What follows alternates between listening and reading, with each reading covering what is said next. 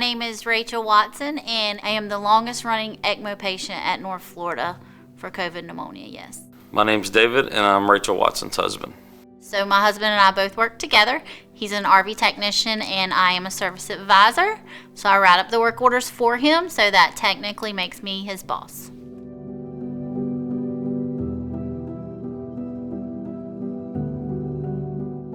He went to an urgent care where they did a rapid test, and it was confirmed then that he had COVID. Before the next 24 hours were over, they called me and confirmed I had COVID. Each day I got sicker. I got weaker. My husband was getting a little better, and each day I was getting a little bit worse. So I got scared probably 7-8 days in when I could look over and see that she wasn't breathing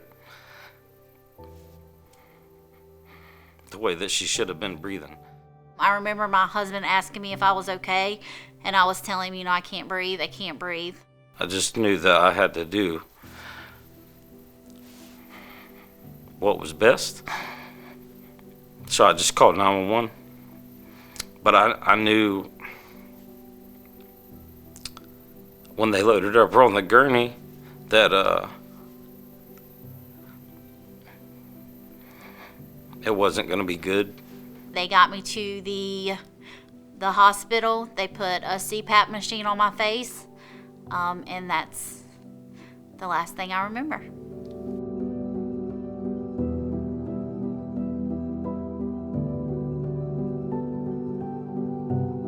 I don't think I slept for probably the whole time she was gone. I just laid there and cried. So the first time I was admitted to the hospital, that's when I was intubated, and then they put me on the roto bed. The nurse came and talked to me. She asked me, did I remember talking to her when she had the CPAP mask on, and I said yes. And she said shortly after the phone disconnected, they were trying to put a high flow cannula system on her, and when they took the CPAP mask off, it just looked like she was super confused. She didn't know where she was at, and she lost all oxygen to her brain, and that's why they had to intubate her. So when my condition worsened, they realized I needed to be put on ECMO.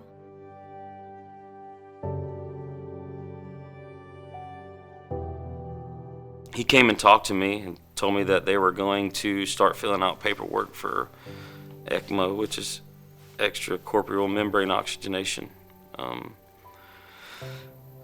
That we didn't know if anyone would take her or not, that she meets most criteria. Another hospital was supposed to take her, and I thought that's where we were going until that night, 11:30 at night. They called me and said that HCA North Florida had accepted her paperwork, and they were sending someone to get her right then.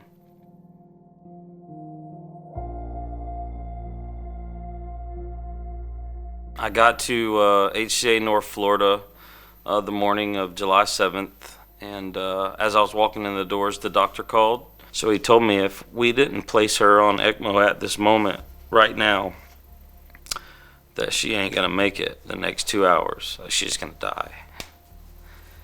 And I just said, well, why are we still on the phone? You know, do whatever you gotta do. It doesn't matter what it is. Because if my kids lose their mom, they're gonna be devastated.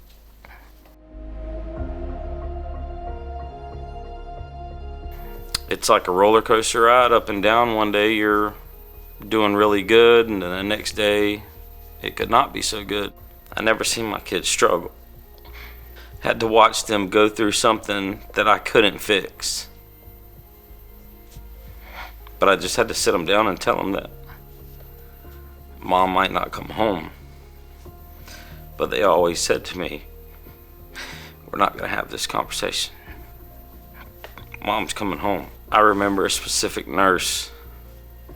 She had a heart. It was a light up heart. It was battery powered. From the first day till the day that we left, that heart was in her window no matter how many room changes she had. She made sure that that heart was in the room, so when we came by the hospital, and we couldn't go in. We could see that heart, and we could stop, and we could pray, and we would know where she was at. And my kids still remember that heart. It's just little things like that. We FaceTimed for 110 nights in a row. Every single night. Nobody ever complained that they had to go in that room and set up an iPad. Or even though I was there from 8 in the morning till 8 at night. I would get home right at 9 o'clock and I would call. And they were there to answer the phone every single time.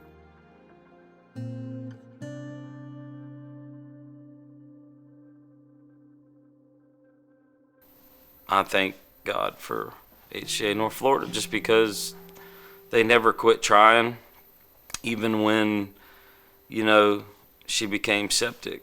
When she had pneumonia, after she got rid of pneumonia, they continued to just be there and care. And it seemed like every time that she had some kind of uphill battle like that, they were already 10 steps ahead of it.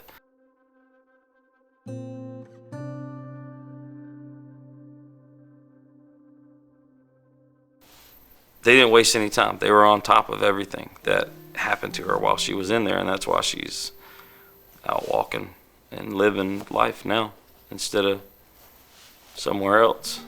When I woke up from being sick, they were just so excited. They were so excited to see my eyes. They were so excited to see life back in my face. They were so excited to see my smile. They were so excited about how clear my skin was because they had been taking care of my skin. They were so excited that my teeth were still, all there because they had been giving me oral care.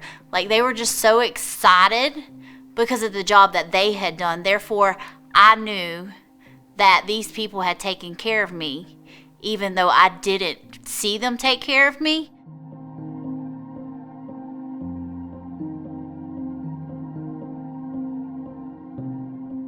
Within a couple days, people had started explaining. My husband, the nurses staff, the medical staff had started coming in and explaining to me what all I had been through. So they had told me that the first 2 weeks I was there, that my heart stopped beating a total of 5 separate times.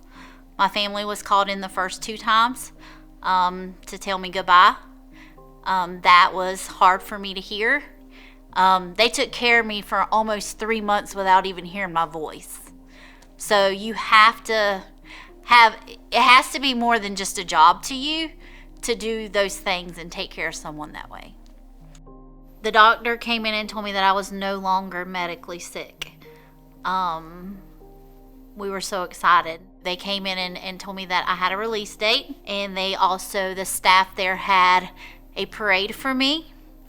They had on Team Watson shirts, and so my husband and my 3 boys pushed me out of the hospital down the halls while all of the staff cheered me on and cried and hugged me, and it was just something else special that hospital did for me and my family.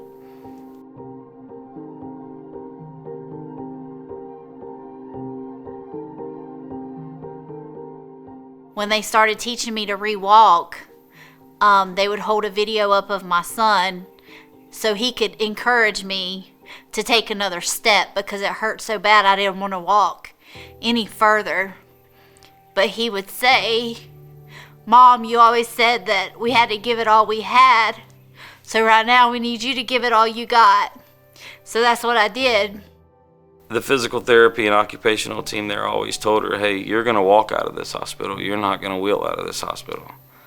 And to just see her get up out of that wheelchair and grab a hold of the walker and walk through those doors.